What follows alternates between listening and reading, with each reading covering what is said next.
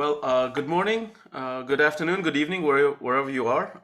We're very happy to have you here. Join us for this very special webinar with a very eminent panel headed by Jeffrey Ashe, who's really one of the luminaries in our sector and has been laboring for the past decades on savings groups. So we're very happy to have this opportunity to host Jeffrey and his team, who will not only talk about savings groups but also talk about in each of the different parts of the world where savings groups have been launched and run through their project. And so we would like to. We have a lot to go through. We'd like to encourage questions, comments. If you have questions, I urge you to click on the Q&A at the bottom of the screen. And if you just have a comment to share, you can certainly do that in the chat. And you can do that throughout the discussion, and we'll try to address them over the course of the program. So we will not wait until the very end and then handle all the questions. So without further ado, and by the way, the session will be recorded. So if you want to go back and look at it or share it with your friends and colleagues, you are very welcome to do that. It'll be on our website and our YouTube channel at e-MFP. So my name is Daniel Rozas. I am with European Microfinance Platform, and the program will go through the mission of the Grassroots Finance Action, and Jeffrey Ashe will talk about the savings groups themselves and how you can scale them, and then we'll go through the different countries where it's been implemented in Ghana, in Yemen, in Bangladesh, in Mumbai, as well as the Dominican Republic, and then Jeff Ashe will round it up in terms of where to go next and how this approach could be scaled through the rest of the world. So without further ado, I will turn it back. I'll turn it over to Jeff. Jeff, okay. Please go ahead. Okay. Well, thank you, Dan. You can see this is just to give you a quick overview of the agenda of the panelists, just to give you a flavor of what's coming up. As Gervase Adams will talk about the thriving of susus, or informal raskas, in Ghana as microfinance collapsed, and some interesting stories about savings groups. Zaynab will talk about an extraordinary experience she had organizing Yemenis in the United States who were funding into savings circles as they funded projects in Yemen. So she'll be talking about that. Achyut Aryal will be talking about reaching down the ultra poor, because even though savings groups reach much further down in the economic pile than MFIs and other sources, still there's some left out. He's going to talk about the strategy for getting down to the absolute poorest. Poorvaja Sundar is going to talk about raskas in Mumbai, because almost all of our work is rural, but she's had the experience of doing raskas in a huge city. And Jong-Hyon Shin will be talking about a fantastic idea that she came up with a few years ago, and I had the privilege of participating with her in the Dominican Republic. The idea of linking savings groups to conditional cash transfer programs. And I'll wrap it up, as Dan was saying, after their presentations. As Dan said, please feel free to ask questions along the way. A couple of questions after each presentation, and that way we can keep it lively, and hopefully we can not have to do all of our slides, because your questions will be so much more interesting than we have to say. Okay, our mission at Grassroots Finance Action is basically to take the standard development paradigm, flip it upside down. So we challenge the top-down approach to development, and by recognizing incredible capacity of local communities to improve their own living conditions, and we empower local solutions. Now, a lot of people talk about this, but we've actually accomplished it. And our motto at Grassroots Finance Action is very simple: They already have the answers. Just ask. So that's our motto, and that's what we're doing. So let's proceed. Okay, Dan, here we go. Okay, there's just to introduce this topic, and it's something that's been surprising to me as well, is that there's, and I've been spending 20 years doing microfinance, 20 years doing savings groups, basically coming up with, cooking up with our schemes and delivering them to communities. But there's 510 million members of informal savings groups. That's 4 times the number of people in Roscas and savings circles than all of microfinance put together. And taking these same Rosca traditions and bringing them into immigrant communities and immigrant enclaves in developed and rich country, they're the major source of business finance and remittances. So there's $540 billion in remittances sent down. That's 3.5 times all the development systems combined. And this vast, no cost, at least the no cost to us system, operates on trust. Not big data, not financial institutions, not government regulations, but on trust. And because it's atomized into little groups of 20 or 30 people that know each other and they're not linked together. Let's imagine, since we've been thinking a lot about viruses, this is a virus approach, because each little group organizes and innovates by itself, kind of in reflecting general patterns. And okay, next. Okay, so that's good news. 500 million people, far more than reached by microfinance all put together, despite all the untold billions of money, dollars poured into this. But there are 2.4 billion, what we call, what Findex 2017 calls don't save it all, but they save a little bit under the mattress. These are typically the very poorest and living in villages. And they're unlikely to be served in any kind of meaningful way by financial institutions, no matter how hard we try and what our efforts are. And our basic proposition here is that with a small financial nudge and a chance to link up with peers doing the same thing, the best leaders in informal groups already in place in every villages, we can reach that population. And just think there's 20 million of these leaders out there. And they're ready to go. They already manage their own groups. They live in the community. They know who's viable. And as we do our research, and some of those on the panelists have done this research, they have it filled full of ideas, and they want to do a lot more. Next. Okay, the formula for all of these groups, whether they're informal Roscas that rotate and also savings groups that are like mini co-ops where people put money into, everybody puts money into a fund every week, and then they take out loans and divvy up the fund. It all works on 3 concepts: disciplined savings, so you can't consume, so you've got to set aside some money; mutual accountability to each other, because you all got to participate; and mutual support, because there's a group of friends to help you out in times of support. And let me just tell you a little bit about this, just briefly. In Nepal, I was coming for 20 years of microfinance. I started doing interviews in the Women's Empowerment Program in Nepal, which is a savings group program. I was blown away to find out that the groups are being trained by the leaders of existing groups were training new groups all by themselves. I said, oh, then we started studying that and found out that in almost every community, every group, there was somebody that could train more groups. In Mali, we started this program, and I ran into a woman by the name of Salih Koulibaly, and she said, oh, well, I've trained 12 new groups. I just take the lessons provided by the trainer, and then I go out and train more groups. In the New York City, one of my students from Nepal, who's part of a Rosca in New York City, where they save $1,000 a month, did research and found that every single Nepali business in New York City was financed through these informal savings circles, which they call dukutis.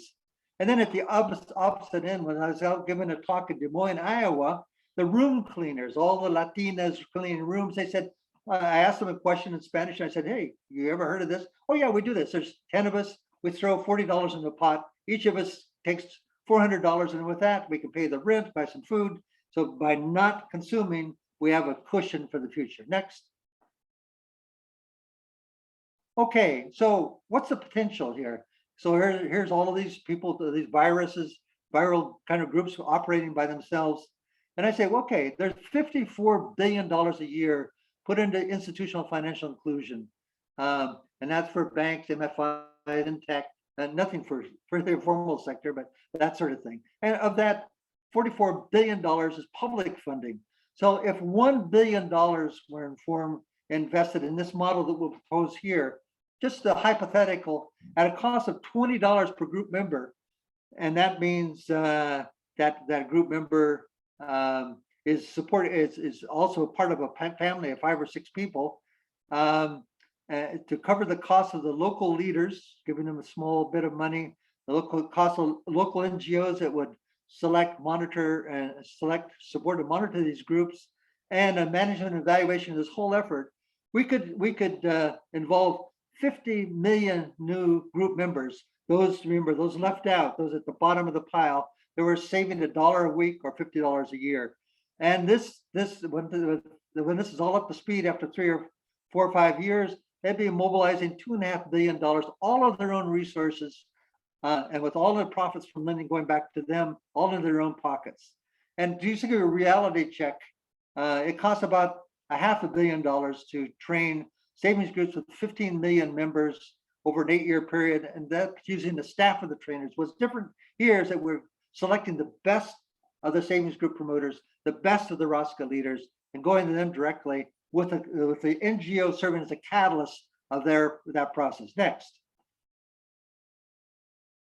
Okay, we're actually testing, that's great theory. We're testing out this idea. We've got some funding, and in one of the areas at Saving for Change, the organization that I ran, the NGO selected 10 really strong group leaders in one of the districts called departamentos called Solala, and we found that each of them were training on an average 2/3 of a group a month.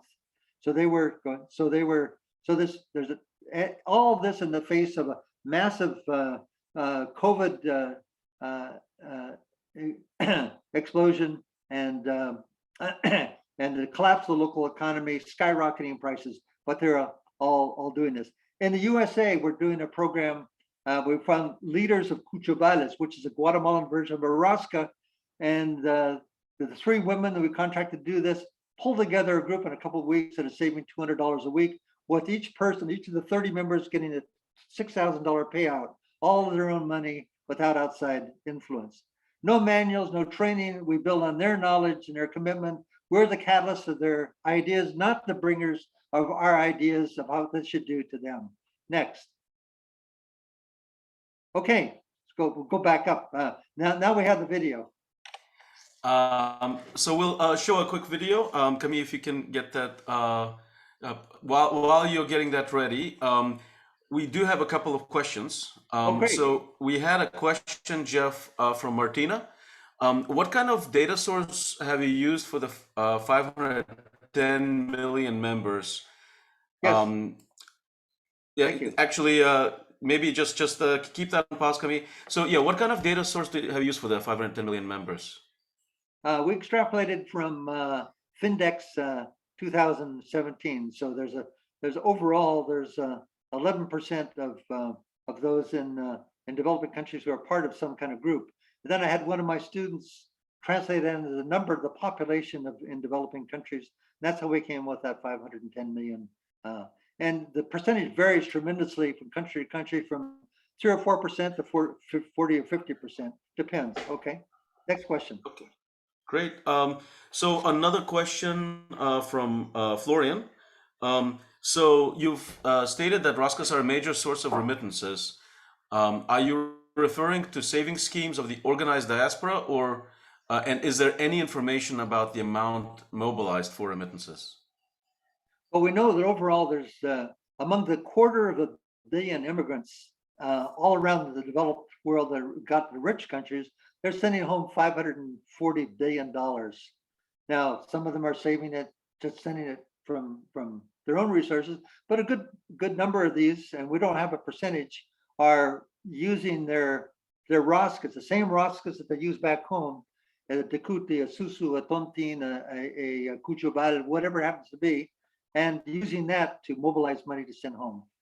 So that's really what one of the major uses, but we don't have a percentage of the $554 billion, which is part of that money. Right, right. Okay, that's great. Achyut, you have your hand up. Did you have a question? Achyut, you're on mute. Achyut, you're on mute. Sorry, I didn't raise my hand. Sorry. Okay, no problem. All right. Well, keep your questions going, but right now we'll go to the video. Camille, I think you can go ahead and play. Gracias a un grupo de ahorro pude graduarme de la universidad y así obtener un título para bienestar de mi comunidad y de mí. Uno de 2 años puse. Yo no sabía lo que ahorrar, pero ahí él va creciendo y va a ver. Parce que ay mbe ka firo kuntane ndo ke nyere du bona ya dim senu ngam saka be wula o dum be botte gara ni la ni ata do remeta na usan ulu fle dala ulu firo ne fana ne tabal ni sigi ngoro ni ya warta meta do ndam. We produce necklace, earring, mats. After selling our handcrafts, we save our money and give credits. हामी किसानी कामले अब कति पो हुन्छ र आफै कमाउने खाने मात्र ठिक हुन्छ मान्छेलाई सबैभन्दा ठुलो पैसै चाहियो कुनै सलोना सिन्ता नि teresa la ko ubla ni na da chile ni kolonsi ni ala saura ina ni ala saura ke suchike ni kila ga sun ba jodi da पढाउने लाउन दिने खाना दिने अब अहिले चाहिँ पहिलाको भन्दा धेरै सुविधा With these savings I had built a small house with the mabati, just a small one, with the money which I got from the group. Porque esto es un proyecto que nos va a dar a nosotras, todas las compañeras, un punto de vista que podemos ahorrar aunque uno sea pobre. Y podemos ponernos meta de que podemos conseguir ahorrar algo y después podemos con ese dinero que uno ahorre empezar alguna empresa a que sea pequeña, un negocio de algo, y eso nos va a ayudar a salir hacia adelante.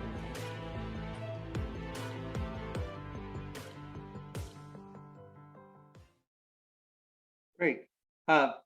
Just one clarification. When they say SFC, that's Save for Change. This is a program I directed at Oxfam America. So it's Save for Change. It means okay. Go on, and now onto the presentations. So we're back. I hope you enjoyed this brief video. Got to see who the savers are and what this looks like in the field. And so we'll hand it over to Gervase to share about his experience working in northern Ghana. Gervase? Yes. Hi everyone. So my name is Gervase Adams. Actually, my shirt says Brandeis. But currently, I went to Brandeis anyway. So now I'm a student at Tufts University and I'm getting a master's in economics. And I'm from the northern part of Ghana, and I've been in the US mainly for school. Can we go to the next slide? So I'm going to talk about the savings groups in the northern part of Ghana. This is the map of Ghana, and specifically I am from the upper west, which is the top left corner of the map, showing red, which is upper west region. That's where I come from, that's where I grew up, and that's where I'm going to base my presentation on. Next, please. So the whole idea of informal savings groups, which we call SUSU in our part of the world, became, it's always been in existence for a very long time, but it became a very important thing due to a couple of issues in the last few years, actually beginning from 2010 and afterwards, it became a major thing in our side of the world because of the microfinance sector began to collapse because of especially fraudulent agents. I would cite an example of a gentleman who I grew up with in the same neighborhood, and he was an agent for a microfinance organization. And what he did was he would go, he used to go out to collect the monies from people and record in their books and then bring it to the bank. What he was doing was he would go collect the monies and record everything in the books, and they saw that it was recorded, but he did not bring the money to the bank. So it took people would now call and say, okay, we are coming to withdraw our monies. And when they get to the bank, they don't find anything. The bank says, you don't have any deposit with us. They showed their book, and the book says, oh, yeah, you have this amount, but then there's nothing in the account. So the gentleman was pocketing all the monies that he was taking from people to send to the bank. Now, there was also an idea of what is called the investment companies. These guys popped up every corner in town and in major cities in Ghana, and they were promising people 3 months deposit for 60% interest, and people would run to these companies, put their monies in, and in about a month or two, they go to the office and boom, they're gone. They don't find anybody there. Now, a lot of invisible firms online. A friend of mine, his money went into online investments and nothing came out of it. He would go to the website and then the website has been shut down. And then the big issue actually was also a political tug of war, which I was listening to. Actually, the former president was here in Boston last weekend, and I went to listen to him. And one of the things that all of us were concerned about, especially with the political tug of war recently in Ghana, the government collapsed a lot of banks that were working with people in the lower pyramid, because they said these banks were not raising the amount of money that they needed to have to operate. And what actually the government could have put into these banks to sustain them would have just been about $2 billion, but they ended up spending $4 billion to collapse these banks because they had to pay monies to people and a whole lot of things. So we did not see where it was coming from, but mostly because most of these banks were for people that were not in the political party in power and all those kind of things. So all these things made people to lose hope in the formal banking and then savings and loan sectors, and then they decided to move on to what is called the informal savings groups, which I'm going to talk about soon. So I wanted to talk about, just give case studies of one or two people. I spoke to a woman, Madam Hama, in her community. It's called the Mango community. There were about 500 women, and each woman who was part of their group had to be married to a man from that community. And it was initially just for funerals, but not other urgent things were allowed. So if somebody died or if somebody close to you died, you could go to the group and then you would take some money and arrange the funeral and everything. But recently, when all those bank issues came up, they decided to change their strategy. And what they did was they allowed for people to come for monies when they were in other urgent situations. Madam Hama, for instance, had told me that she took money to pay for her child's college when the child was going to college. That was what she did. So, and that group has actually been in existence for about 30 years. I also spoke to Mr. Sufyan, who was a leader of two savings groups, VSLA, Yemen Village Savings and Loans Association. And each member contributed $1 a week, and about 30 members in each group. And they could take loans and pay back with 10% interest. And non-members could also take a loan, but must use a member as a guarantor to be able to take a loan from the group. On, please. And I want to focus more on a woman called Mary, who I tagged a genius. So I spoke to Mary, and she was a Susu Group's promoter. She organized 10 groups of 30 members each, and she directly led 5 of those groups, and she assisted the other 5 groups.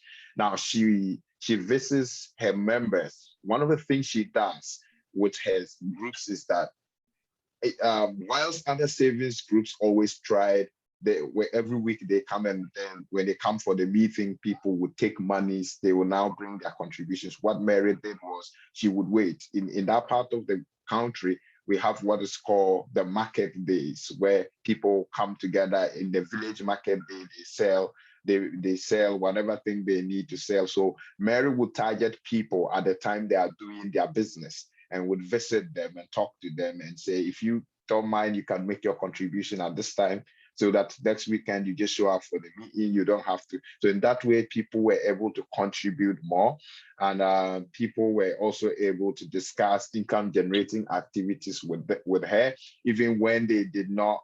If maybe, let's say that a woman was selling cake in the market and the business wasn't doing well, she was open to talk to her about what else she could do to generate money. And one major thing that Mary did was she also helped to register her groups with the local government organization.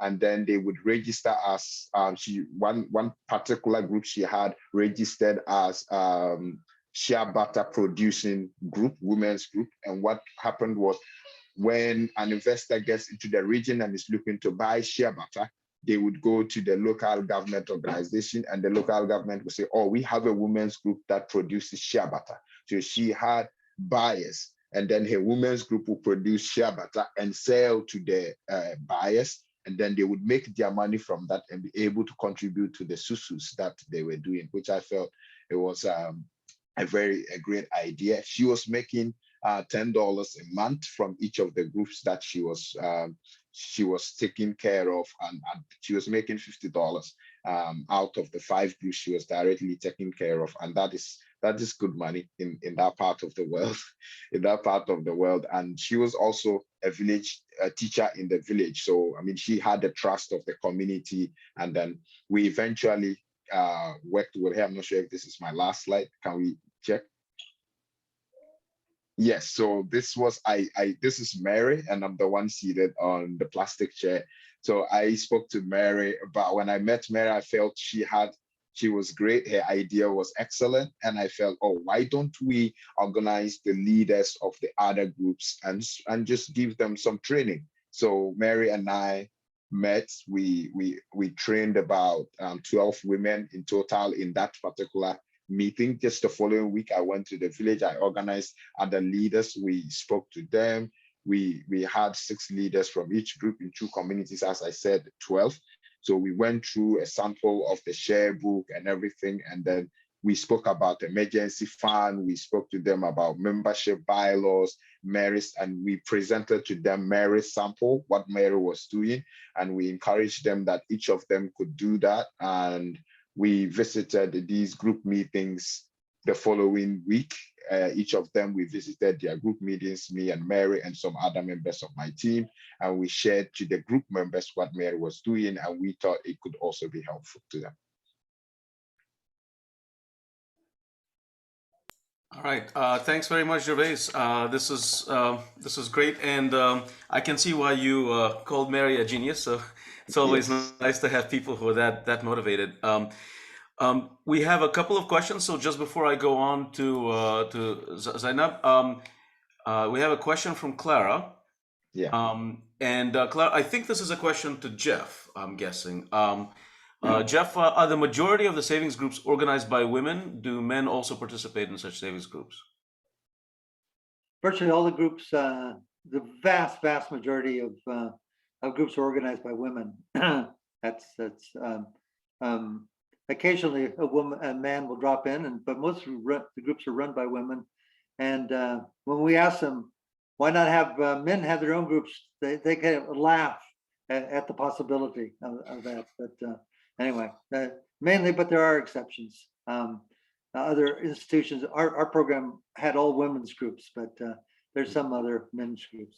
Interesting. Do you know why that might be? Do you sort of have insight as to Is it a question of social relationships between women or among women, or is there an economic reason for it? Well, I think there's an economic reason, but I think I early on when I was organizing Same for Change saw that anytime there was one or two men in the group, they ran everything. We wanted to get the men having a role, women having a role. So we said this would be a women's group, and they of course assumed all these roles and did it perfectly. So it was a strategic reason as well. Okay. Yeah. If I just wanted to mention that in one of the groups I interviewed earlier, it was run by Sufyan was a man. He was the leader, but most of the people were women. And then, but I interviewed a guy called Suleiman who was running a system which was mostly men. They were teachers actually, and but their system, they were not doing meetings. They were running everything through WhatsApp. And what they did was they just had a WhatsApp group, and they said, you contribute your money. So anytime it was at the end of the week, they said, okay, this person is receiving the money next. So everybody send their monies through the mobile money system to the person's account, and the person confirms in the WhatsApp group that yes, we have received your money, and then they move on. That's how they did it. They didn't have formal savings. It was just through WhatsApp. Thanks, Gervase. Jong-Hyon, I think you had your hand up. Yes, just about men in savings group. When I worked with the government, worked with the farmers in Dominican Republic for the pilot, I had about kind of a 40 and 60, 40% men and 60% of women. In the video from Dominican Republic, you can see many women. That's because I worked with a government CCT program, conditional cash program, whose recipient 80% were women and 20% were recipient were men.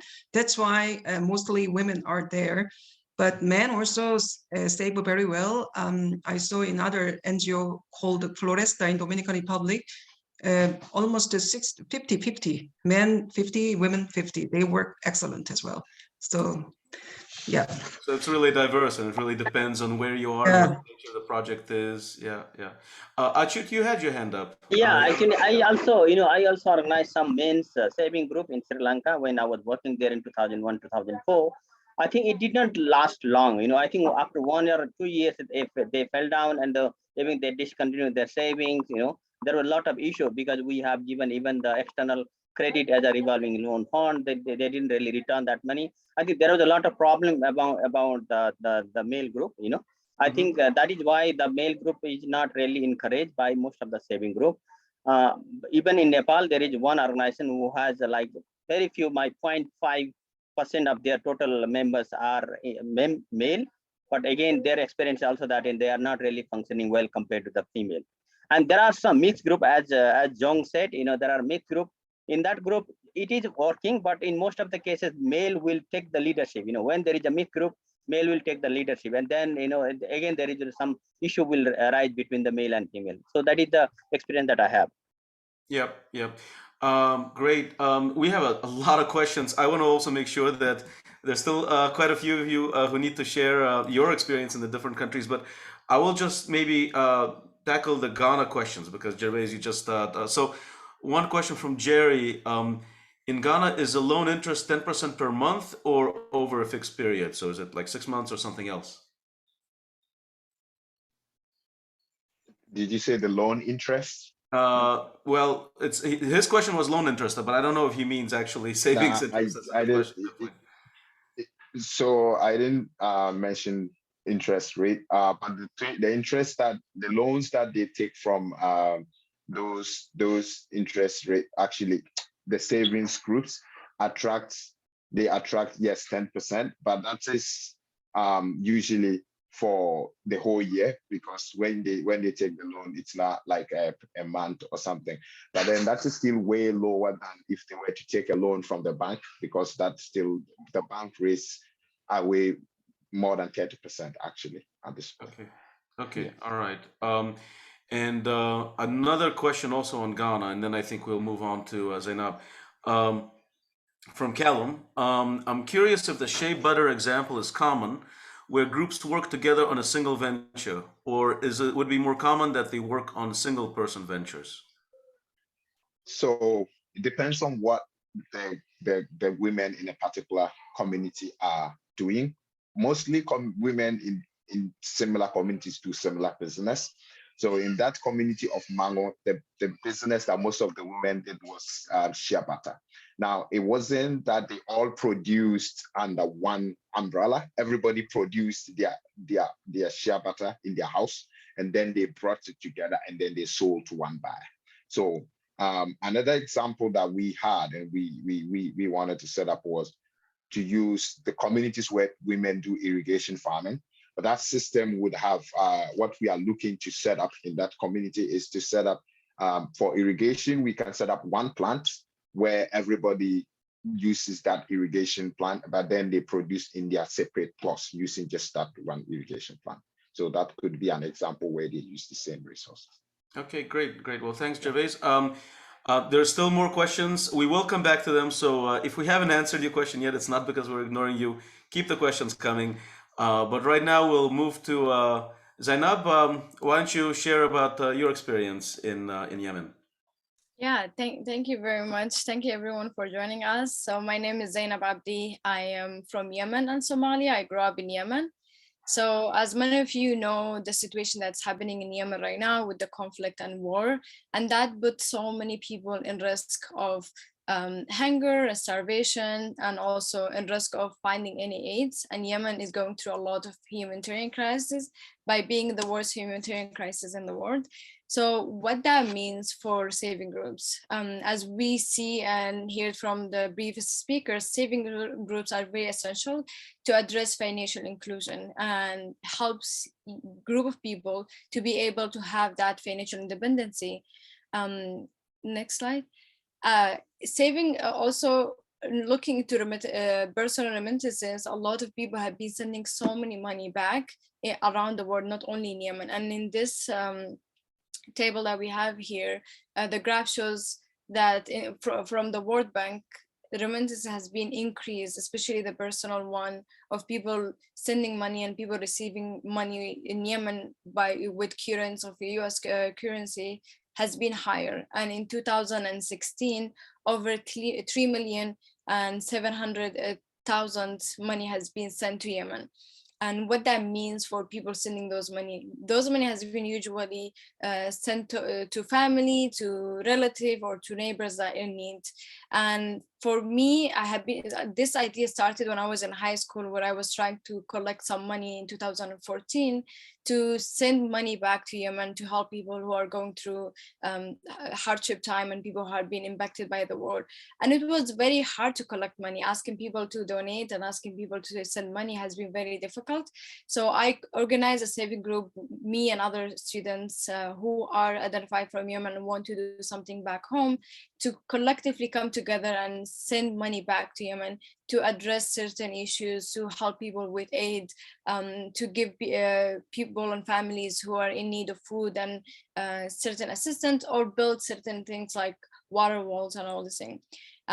In 2000 and 2001, 2020 and 2021, I worked with Michigan. So you could go to the next slide.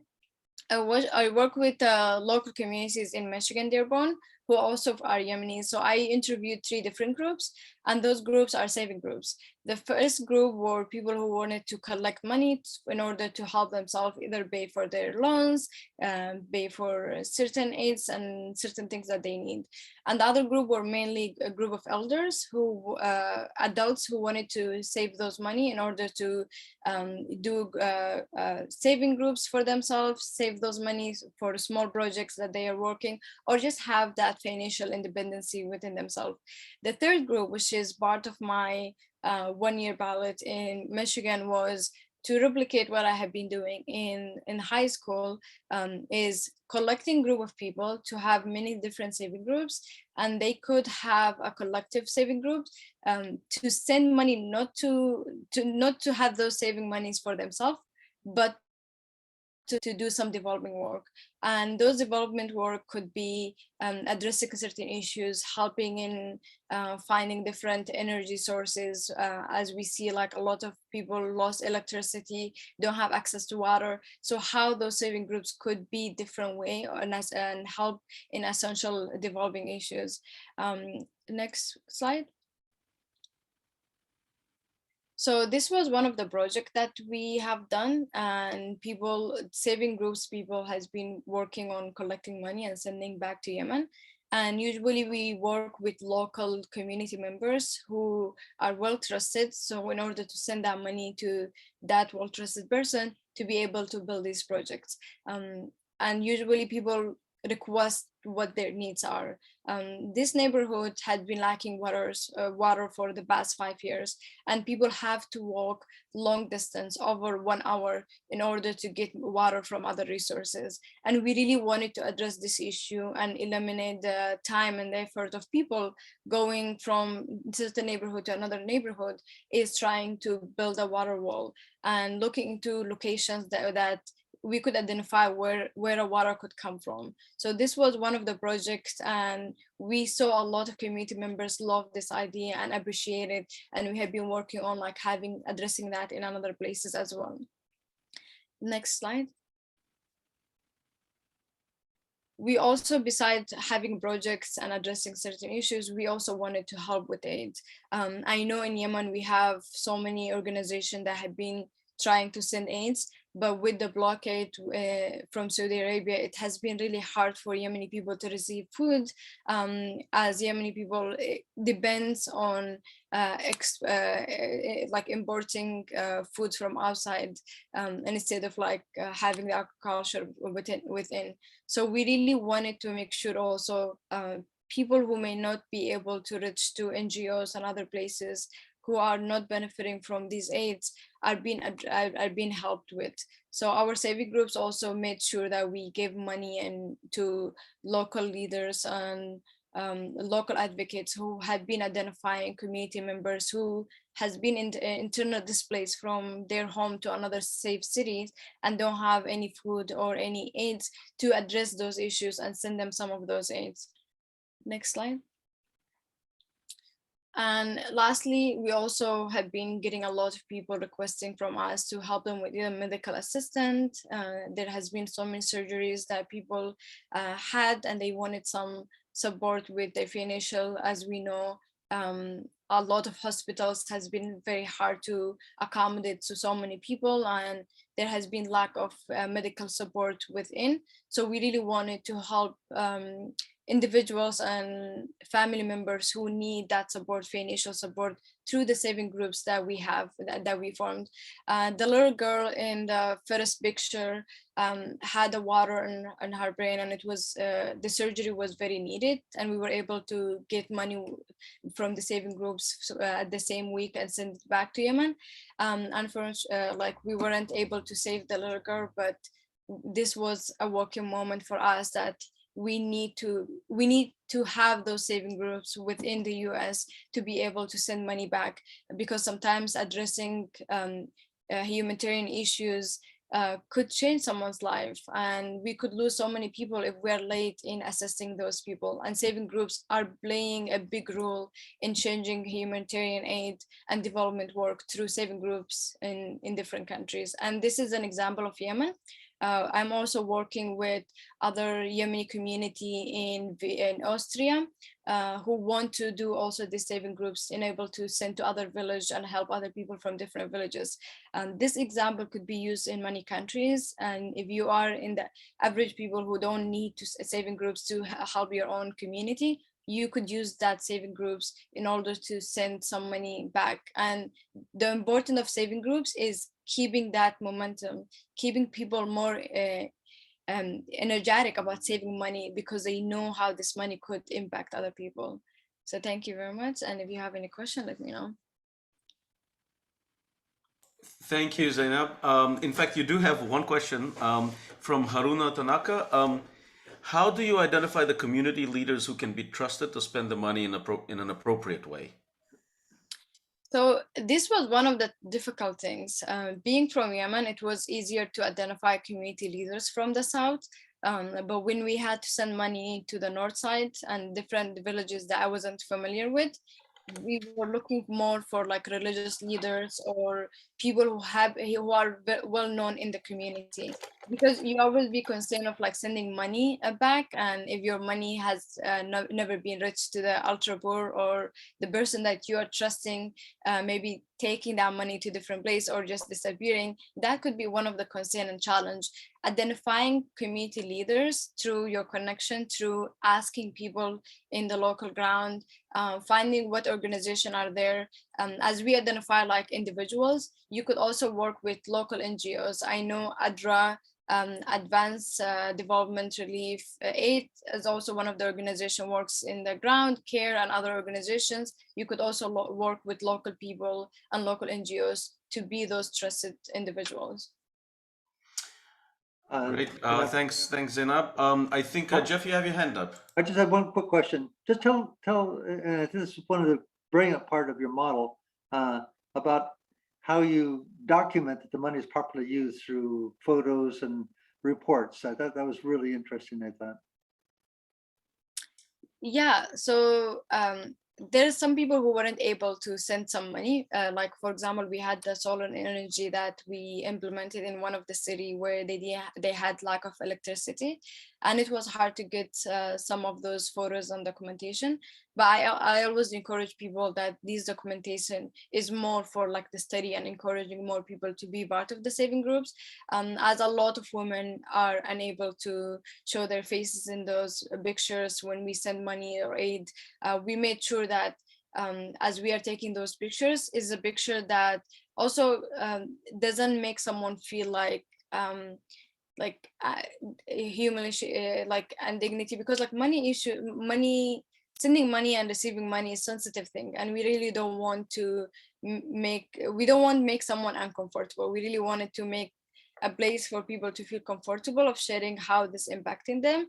And with the group of like the Michigan group, they have been sending money there, and sometimes people just send the picture to show the proof of like, this is where your money has been used to, this is the receipt that we have been buying those money. So sometimes we don't ask for those, but people really send back to build that trust with the saving groups that they have been collecting money, because this long-term relationship helps in the continuation of the saving groups.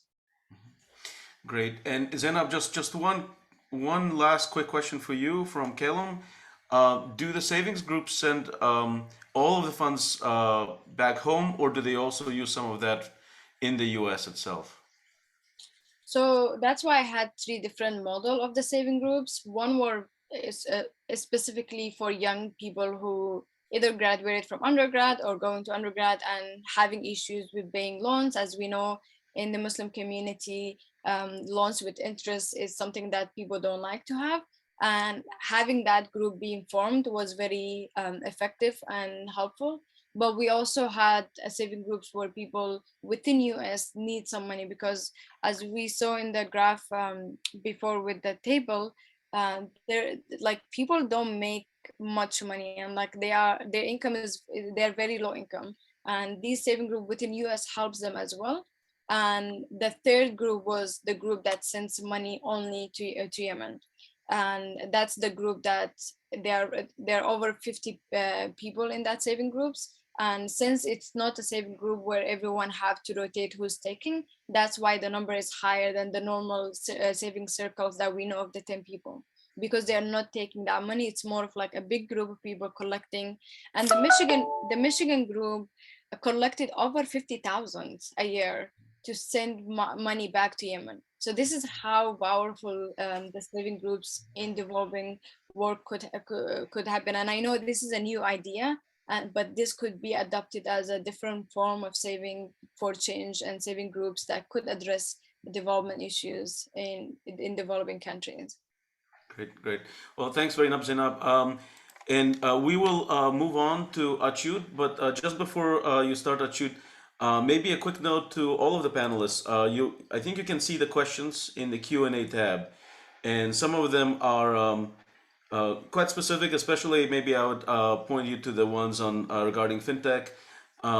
If you can answer them written, that'd be great. That way we can get to as many questions as we can. Achyut, the floor is yours. Okay, thank you, Daniel. Hello, good morning, good afternoon, good evening, wherever you are. So my name is Achyut Aryal. I'm from Nepal, basically. But today I'm sharing my experience working with the ultra poor people in Bangladesh, because I spent almost 6 years, over 6 years in Bangladesh, basically working for livelihood and microfinance initiatives.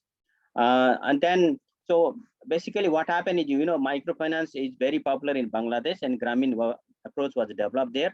But still there are a lot of villages where the microfinance institutions are not willing to go, because they consider those villages are as ultra poor people. Most of the people, majority of the households are ultra poor, and they think that they are not really eligible for the regular microfinance program. But we had a program that is approved by our head office in Ireland. At that time I was working for Irish organization. So we have to reach out to about 12 different villages in the Howrah area. Howrah area is one of the poorest area in Bangladesh, which is northeastern part of Bangladesh. And then, so we found that 2 of the villages are, most of the people in that villages are really ultra poor. And we asked some of the microfinance institutions to work in that villages where we can provide some kind of technical support. And also we can help them to get some what we call as a subsidized wholesale loan from a PKSF. PKSF is one of the regulator in Bangladesh, But these people, they said they are not interested to work in that villages because they think that these people are not their clients. That's why, as it is a part of the project, and we have to initiate savings and credit activity in those 2 villages. Then we thought, we didn't have really any approaches so far, that how can we reach out to those people, but we are bound to do something for them.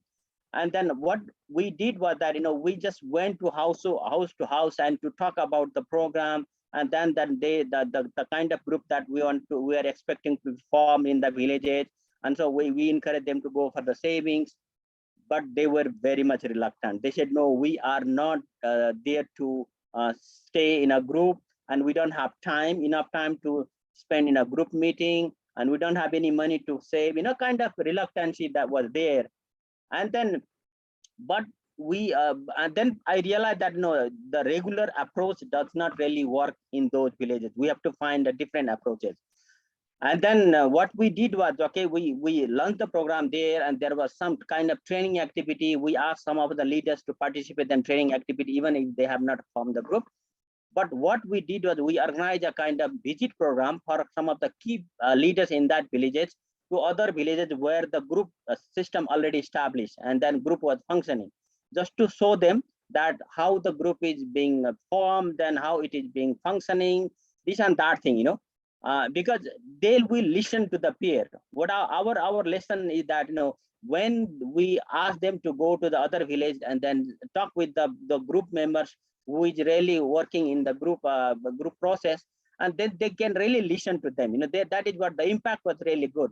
And then when we organized that visit program, and some of the leaders, they said, okay, I think formation of the group is not for this program that we are talking about.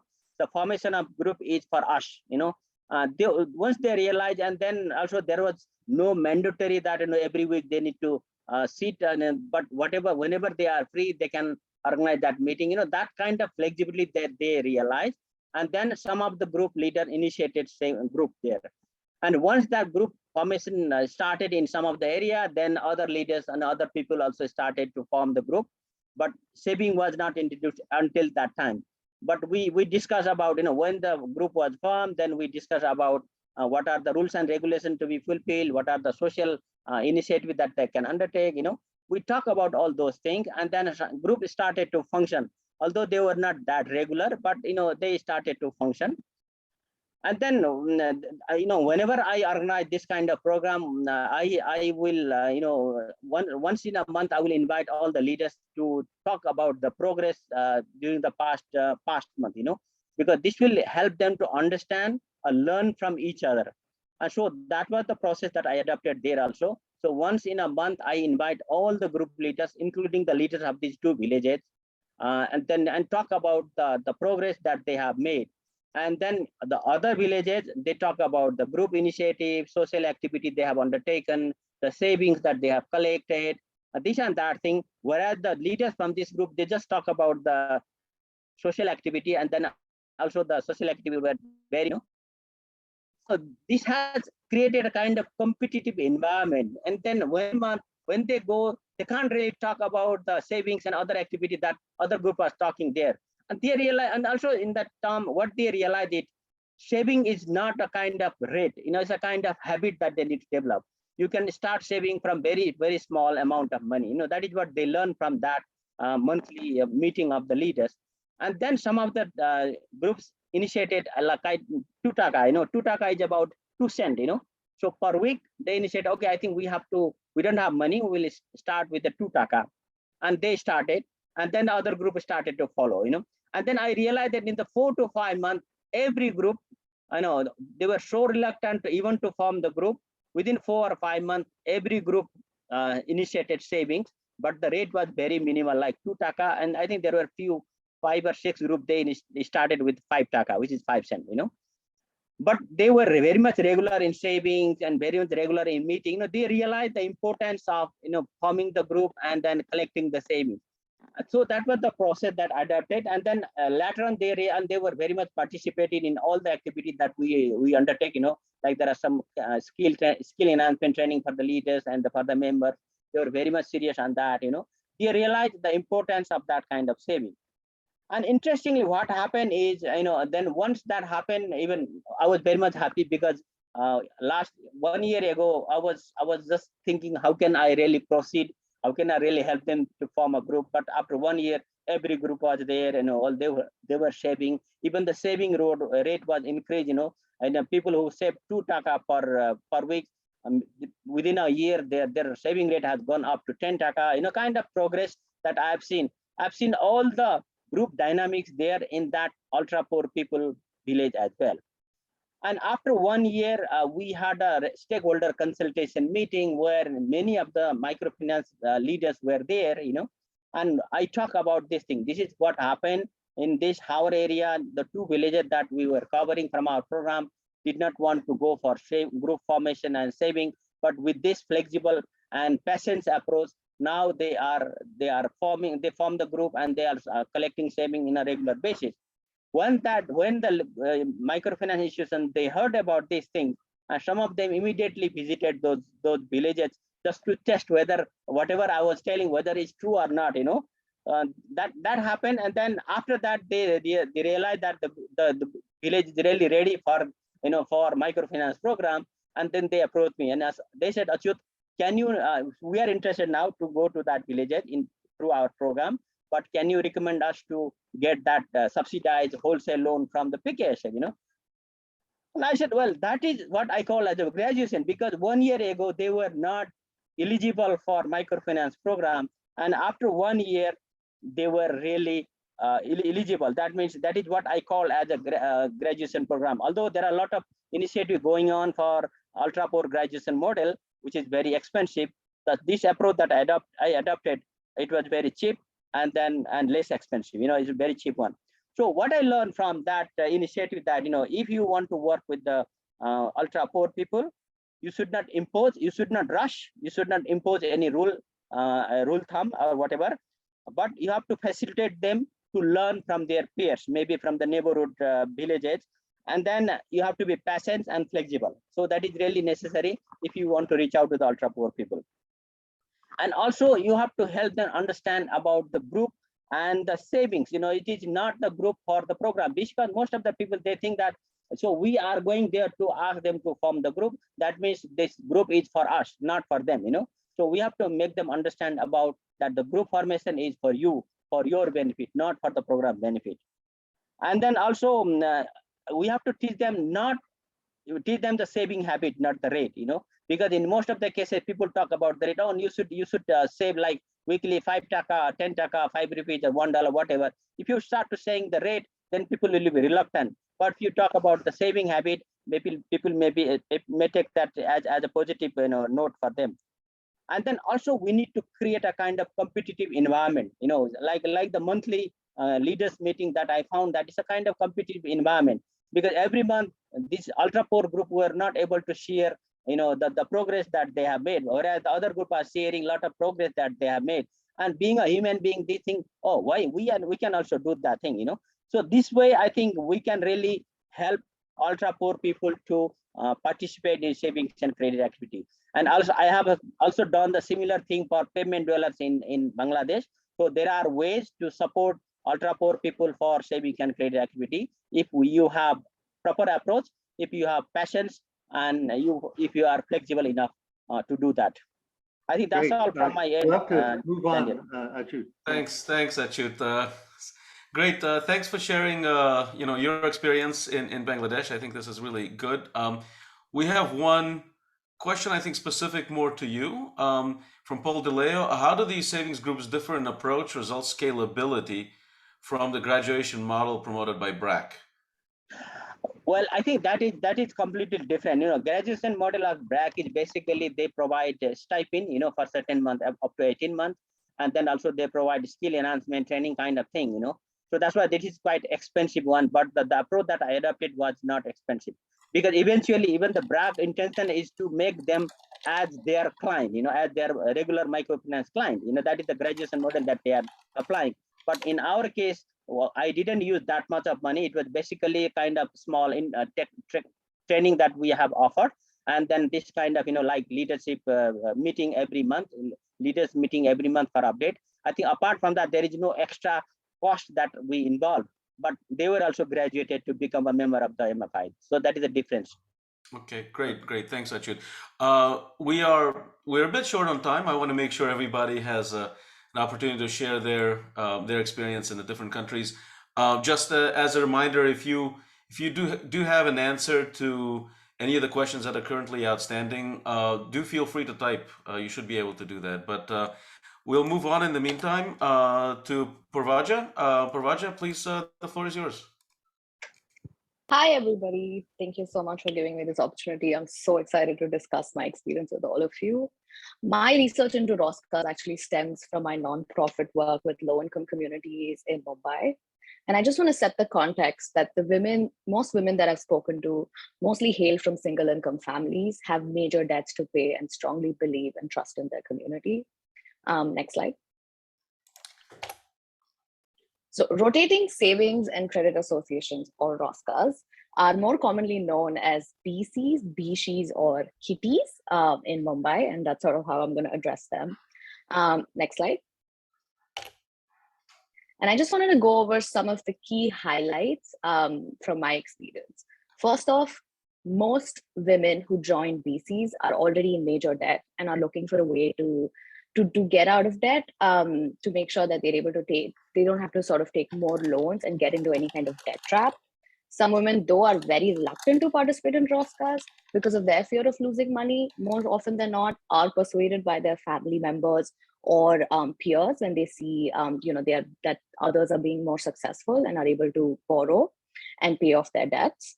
I think this is something that we were speaking about earlier, about how women are majorly leading ROSCAs or saving groups, and that's been sort of my experience as well. And I'm just going to share a small tidbit. When I asked my women about their experiences, they said, Didi, if we give money to our husbands, they're going to spend it on alcohol. But if we have money and we are saving, that's going to go to our kids. And that's why majorly ROSCAs have been women-led. Next slide. Okay, so I'm going to share two examples of two of my favorite women that I've spoken to. The first one is Meenakshi Aunty. As you can see there, I'm also standing in the picture wearing a black kurta. Meenakshi Aunty is actually an absolute force of nature. She has two kids, Ankit and Bhumi. Her dream actually involves only about her kids. She wants to be able to spend for their education, and also for herself, she wants to buy a small house and open a daycare eventually.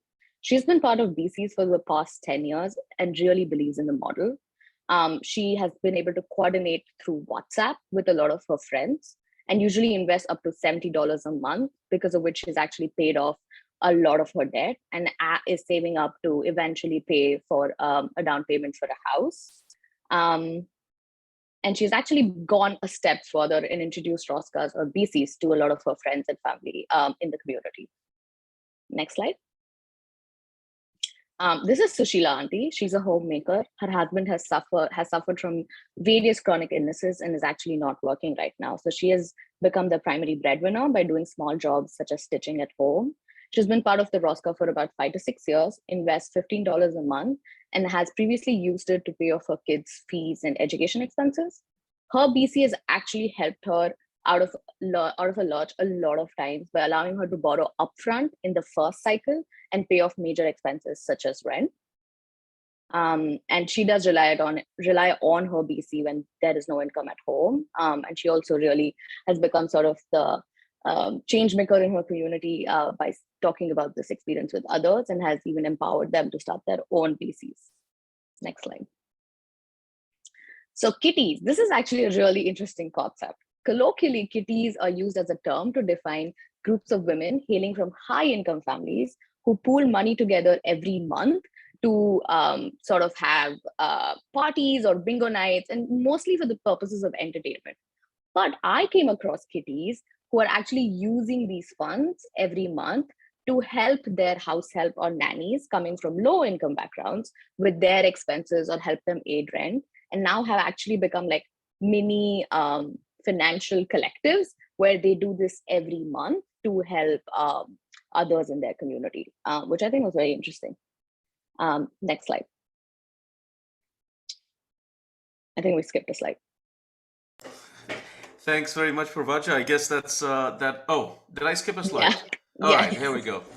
So I just want to wrap up sort of what my experience has been by talking about the best practices. In every conversation with my in my community, I would always ask the question, if I wanted to start a Rosca or anybody else in the community wanted to start a BC, what would that look like? And what do you think are some of the best practices? So the number one advice was participate in BCs in which the members are a little better off than yourself financially, because you are much more likely, it's much more likely that the group will sustain rather than when you are participating in a BC where everybody is from the same income level. And I thought that was very interesting. She also spoke, one of my aunties also spoke about making it a potluck, making it fun, making it a time for women to come together and exchange recipes and like cook and talk about what kind of food they like. And that's has been really successful. And lastly, one of the Roscas that I spoke to also exchange books because they really want to learn English with each other. And that was also something that made sure that their VC sustained for a longer time and also got something more than just saving money. And yeah, I think those are my best practices. I actually just want to answer one question that I saw by Gatane about self-help groups, empowering women in the community and household level. I think that's certainly been the case in my experience, where women who previously were not bringing in income in their families now feel so much more empowered.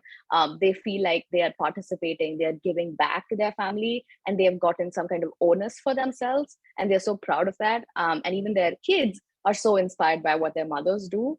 So I definitely think it has empowered women in the community. And yes, socialization is a very big factor. And that is certainly the case in the communities that I was a part of. But digitalization, such as using WhatsApp, has made it so much more easier to coordinate, to be in touch, to share videos. So I definitely think that's been a positive. Thanks, Poorvaja. That's great. Leads us right into the questions. In fact, maybe following up on that a little bit. So you're saying that digitalization actually brings a group closer and increases the exchange within the group. Do you know, or any of you on the panel, and Jeff in your case as well, do you know of specific fintech approaches that have been developed for groups? So I mean, WhatsApp is generic, but an actual app that's meant for savings groups specifically. I don't know of apps for savings group particularly, but in India, there is UPI, which allows for sending money across groups much more easily without any fees. So a lot of my groups would actually send money when they, instead of like dealing with cash, they would sometimes use apps to send money. Interesting. So it's so UPI itself is just a money transfer system. Yeah, Okay. but without any fees. Right, right. Oh, that's very interesting. Okay, great. Quick Well, comment, there's been several go ahead, people, Jeff. yes, several who have are developing apps so that it makes it easier for the groups to keep records. And as far as the technology that's most useful, it's just like the Zoom technologies, ways that WhatsApp, people can communicate much more easily and learn across groups, learn across areas. Makes fintech also makes it much easier to monitor this whole effort. So there's a real need for fintech, but not in the usual way of giving out loans and the like, but facilitating this informal process. Great, great. I see Jerry posted in the comments that there is an app specifically for savings group called Moja, mojapay.io. So take a look at the comments. Right.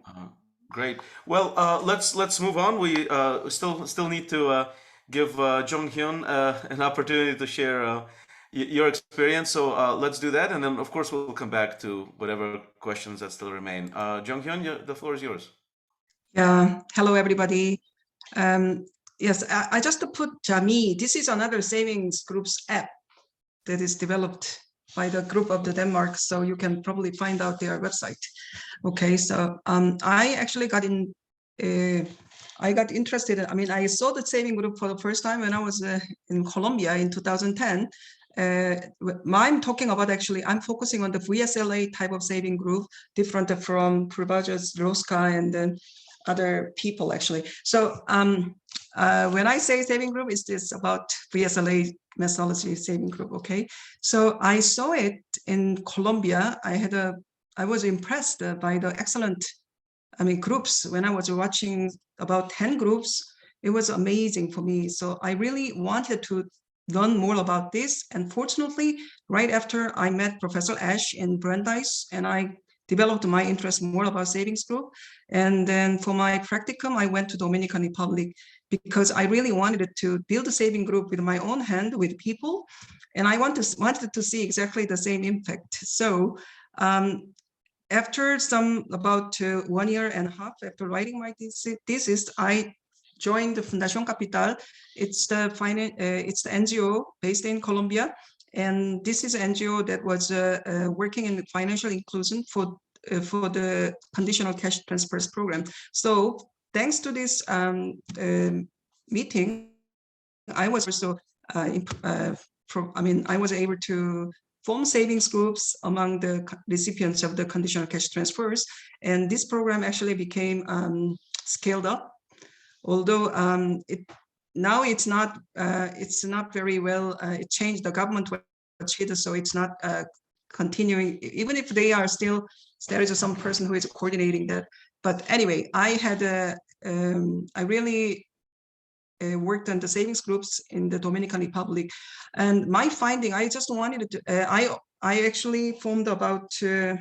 In total, in Dominican Republic, between 2012 and 2016, I formed about more than 800 groups and about 14,000 people. I actually worked with trained the government workers, so who is working in the communities in all parts of the country, so they can also form savings groups. Anyway, I just wanted to give this one slide about my findings. Savings group, actually, I really could see that, witness with my own eyes, it increases assets.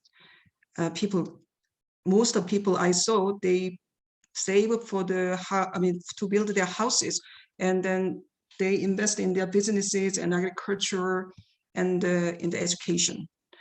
But I realized that for the saving group to work well, this kind of a VSLA model works well. To work well, it's very important to have an umbrella organization that can give the constant, that can train the saving group leaders and also can make those leaders meet, like Ashe said, so those leaders meeting, this is very important. And I also learned the saving group can reach the poor and can be a path to their economic independence. Most of the people that I met in the groups, they saved for the first time in their lives. So, and many people in the conditional cash transfer program, which is called the Prosoli, they really like the savings too. Also, CCT, conditional cash transfers program, has the structure and human resources for the scale up of savings groups. Actually, this program, there are about 64 countries. I remember until a few years ago, I learned this conditional cash transfer program is reaching about 64 countries. And then it covers majority of the poor and the bottom of the pyramid. And anyway, I could see that with this program, I was able to reaching those people. And then actually in Dominican Republic, there are about 5,000 people employed by this program. So I can say that it not only in Dominican Republic, in other countries in Latin America, I saw that there are many people working in that program. So if we train them, I think it's easy for the scale up of savings group. And also we had, because we worked with the banks as well, I was able to see that savings group and banks have a very positive interaction. And it's not only complementary, but I found it indispensable, because if people start saving, at first it's not much, but with the time you can see that a lot of money, and that this money cannot be just put in the box. It should be put in the bank for the safety of people and for the safety of the money as well. So I could see also savings group is a tool for the financial discipline, because banks I worked with the major banks like Reservas and PhD and Adopem. These banks in the Dominican Republic, they are very well-known banks. They came to our savings group and they tried to provide financial inclusion, and also they also opened the bank's account for the people, and they also opened agent bank in the places where there was no bank branches. So and they liked the saving group particularly. Also, they gave some. They were favorable to the savings group members, because they could see that people in the savings group save more also in the bank, and they also are very responsible with their in payment. Also, I learned actually about this 6 years in the Dominican Republic. I learned that quality matters. Good savings group produce good groups. I actually focused a lot on the producing quantities, but at the end, I realized that only those strong groups really transform the lives of the people and bring a lot of impact and bring scale up. So good groups are formed by the good leaders with a genuine interest on savings group. You cannot actually put the people who are not interested in saving group to go and form the groups. It's not a good idea. And also good leader. And I must tell you, not everybody likes forming saving group actually. So you must know with whom you are going to be working. Also, good leaders need financial and networking support, as Achyut, another person said. Leaders meeting, this kind of interaction, peer what is that, learning session, regular. This is very, very nice, very important. And also they need financial support for the to form groups, because you must go and walk to the villages. Also, there should be a special team who can train the leaders and provide the monitoring throughout. Kind of umbrella organization that can do this one. If there is something like that, I think that this will work very well and it can reach a lot of people. But this is for the case of the VSLA methodology, because this is a bit different from Rosca model, okay? So please, next. I want to just to show you this, highlight these two leaders that I had a pleasure of working with. Marcia formed a lot of savings group with the Prosoli, the conditional cash transfer program. And she is actually highlighted here in Adopem, Banco Adopem in Dominican Republic. She's still saving, she's still dedicated in the forming savings groups. And Eugenia formed more than 150 groups by herself. She was also the teacher, and she had a lot of trust from the community. So she just, without being paid, she just moved around and she formed the groups. And actually, she won the the Women Who Changed the World prize given by the PhD bank, which is the third biggest bank in Dominican Republic. So you can see also a video of her here. So that's it. I think it's very important. Human capital, the person who forms savings group is very important. These people, these leaders really bring an excellent groups. Thank you, everybody. Thank you.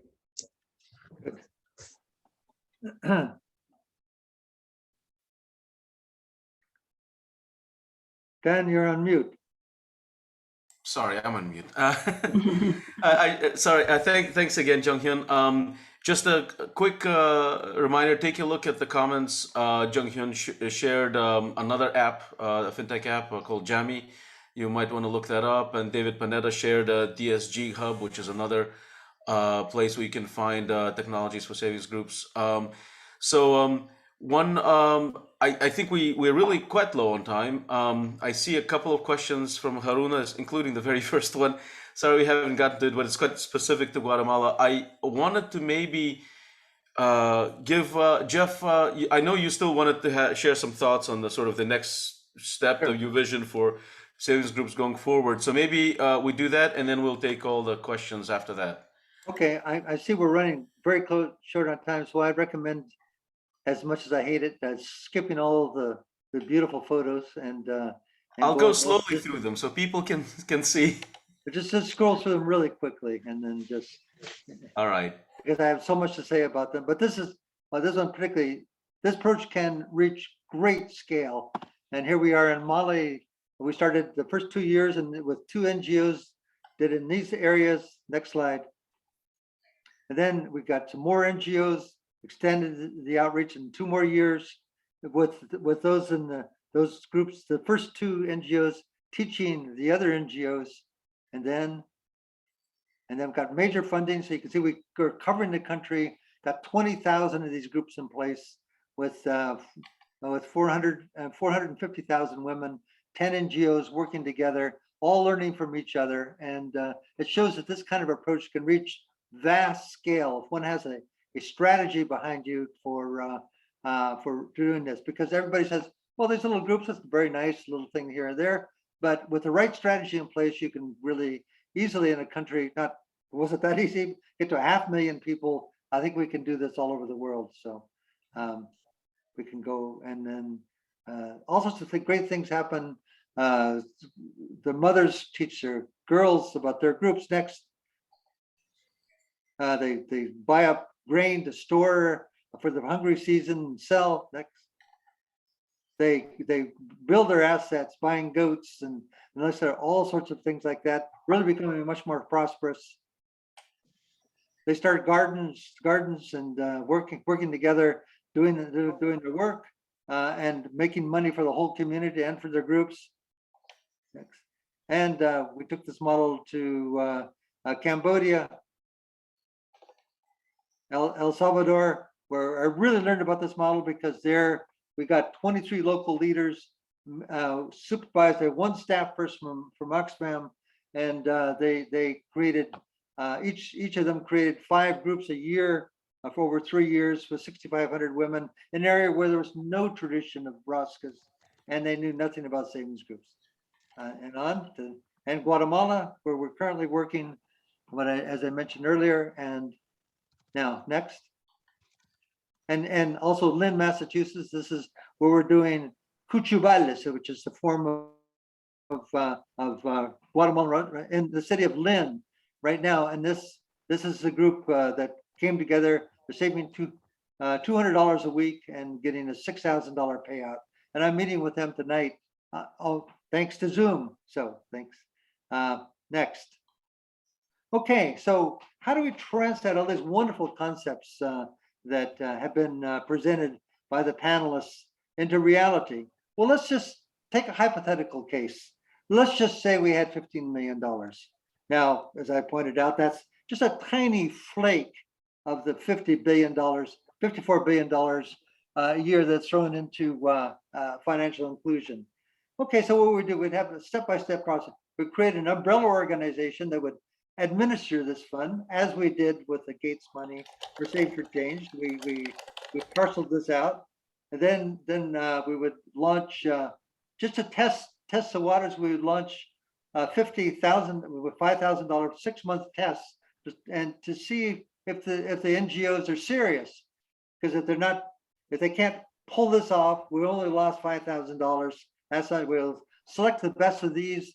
The best of these, we'd launch $100,000 pilots for a couple of years with 25 each. They would just select the best of those and then launch some scale-up project of about $1 million each. That's how I would use the $15,000. Next. Okay, so the umbrella fund, that would be whatever organization it is, would manage the fund, develop the model, identify the partners, assess their performance, and provide, and then we would provide more ongoing funding for the best performers, not just because they facts on the ground, they did it, they show their capacity, they show their passion. The ones that don't, out they go. The ones that are good, on they go. We monitor, document, educate this process. Next. Then the test projects. We select these local organizations with potential and have them, not us, develop their plan. They get 5 to 10 local leaders. They train groups, monitor. Okay, did they do the job? We'll see. Okay, next. Then we have the pilot projects, $100,000, 2 years. They would get 25. This is almost exactly like we did in El Salvador in an area of Chalatenango. 25 leaders, 5 groups a year, 10 groups would get to 5,000 members, and that would, and the best of those trainers would be the trainers of the others who would expand this program into other parts of the country. Next. And then we build these at scale with $1 million projects, 10 of them. We build on the success, the best performers, and these over 3 years, each of the leaders spread out through many parts of the country, just exactly like we did in Mali, would there'd be a total of 250 of them. They would create groups, each one of them would create over 3 years, 15 groups with 300 members. And then the 250 of these people like this, all networking, talking and learning from each other, would create groups with 75,000 members over 3 years. And then we would take on this role of monitoring, evaluating, advocating, and spreading it. So this can really scale up over 3 or 4 years of this effort to really making a big bite in the 2.4 billion people who are just saving under the mattress. Like many of the panelists would say, they're under the mattress savers. They aren't involved. They haven't had the savings habit, as Achyut had said, and we could develop that capacity and really help huge numbers of people at a cost of about $20 each. Take this first important steps out of leaving ultra poverty behind and starting to progress in our lives, as the panelists have indicated, and all the different manifestations. So with that, now that we're short of time, I rest my case. And oh yes, and last, so this I saw in Mali. I love this. They love Obama, and as it says, this is change we can believe in. So that's what they said. They had no idea, of course, only speaking Bambara, but I love this picture. And next questions. If I haven't bored you to death, here we can open up for the last few minutes. We have had a ton of questions already. There are a couple of, Paul DeLeo raised, I think, a really interesting, provocative point about, in terms of and I'm paraphrasing, it was a long question, but in terms of are MFIs and savings groups really opposing, or are they more complementary? And would one necessitate, would sort of promoting one necessitate kind of under promoting the other? In effect, I hope I'm doing Paul justice. I saw Jong-Hyon, you answered part of it, but I don't know if some of you, Jeff, or others want to also give it a shot. I'd like to say that, and you can say I'm an advocate, but and also realist.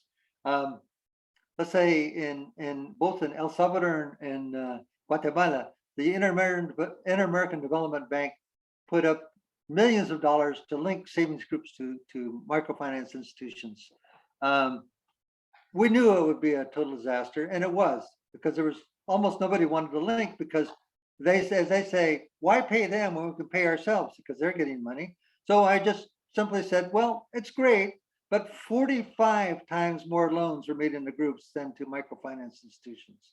Not that it's always, I think Jong had a more positive experience, and then also Achyut mentioned it, but I would say really focus on and in Uganda, a huge amount of money went into link savings groups.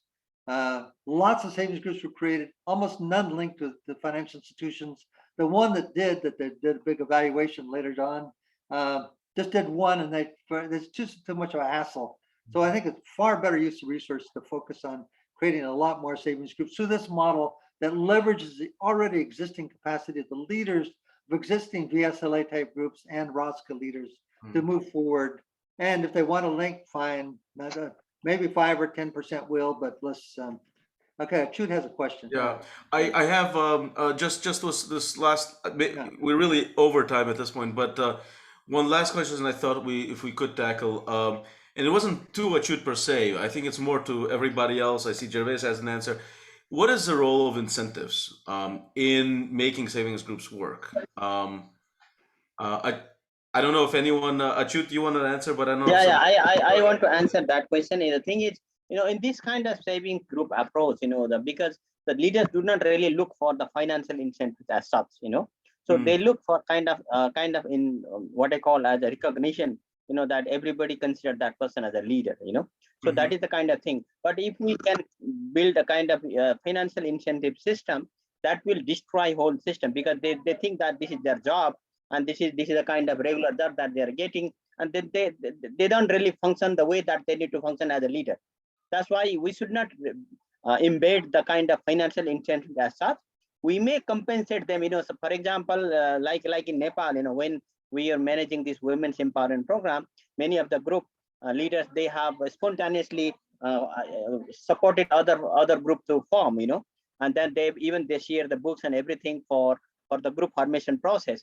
And at that time, what we encourage them that, okay, if somebody is really helping you to form the group and giving the technical knowledge on that, maybe you can compensate that time, maybe give just a small amount of money from your interest that you generate from the saving scheme. I think that sort of thing can be initiated, but we should not give as a regular salary kind of stuff, as regular financial incentive them. Rather, we will just give them a kind of recognition at the society that you are the leader in the group.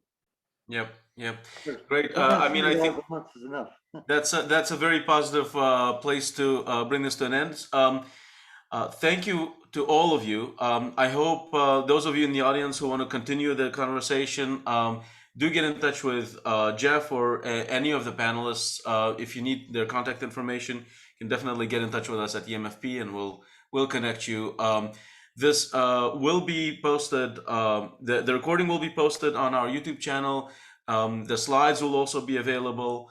I think, Haruna, that'll answer at least part of your question on Guatemala. But thank you very much. This has been really an interesting hour and a half. I've learned a ton. And let's keep the conversation going. Okay, thank you all. Thank you very much. Thank you all. Been great. Thank you. Okay. Thank you. Thank you very much. Yeah, thank you, everybody. Thank you all my panelists, and it was just terrific. Yeah, thank you for joining us. Thank you. Very good. Okay.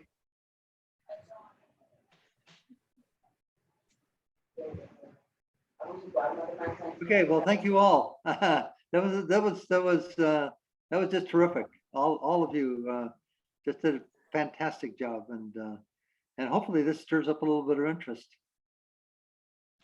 Yeah, I hope so. We hope so, right? It was very. Anyway, thank you, everybody. So we can leave, right? Yeah, you can leave. Yeah. Okay.